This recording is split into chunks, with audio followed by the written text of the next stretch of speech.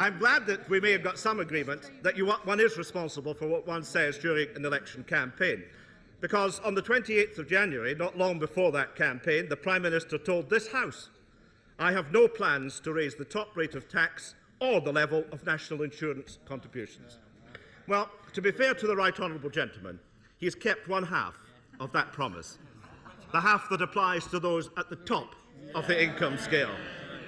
But how can that pledge, which he made here in this House, possibly be squared with the increase of 1% in national insurance contributions, which is going to be imposed on every wage and salary earner in this country?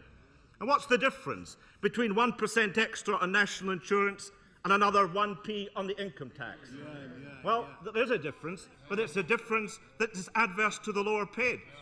Both are clearly taxes on income, but national insurance hits the lower paid harder because it starts lower down the income scale than income tax does, and of course there are no allowances to be set against its liability.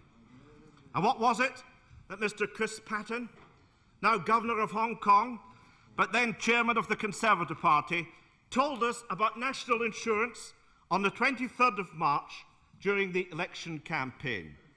He declared at a press conference, raising national insurance contribution would be a backdoor stealth tax. What a twister. Well, I think we know now what the stealth was. It's the oldest trick in Tory politics. Promise one thing, do another. Didn't arrive with pollsters over the last year or two. It's been there. It's got a much longer and more distinguished ancestry than that. Nor did they tell us in the election campaign that in their first post-election budget, the Right Honourable Gentleman's budget, they would freeze all personal allowances and bring 300,000 of the lower paid into the income tax net. So there we have it. National insurance increases, soaring VAT, and a freeze on personal allowances. Not quite the double whammy we kept hearing about from the Right Honourable Gentleman, the now Governor of Hong Kong. It's turned out to be the Tories' triple whammy, a whammy on the British taxpayer. And we see very clearly what the Tory tax strategy is as we're able to review their long period in office. During the 1980s, when they were flush with cash from North Sea oil, the biggest and the best handouts went to the rich.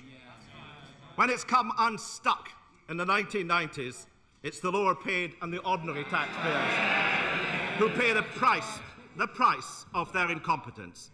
It's like that old Victorian value. It's the rich that gets the pleasure, it's the poor that get the pay.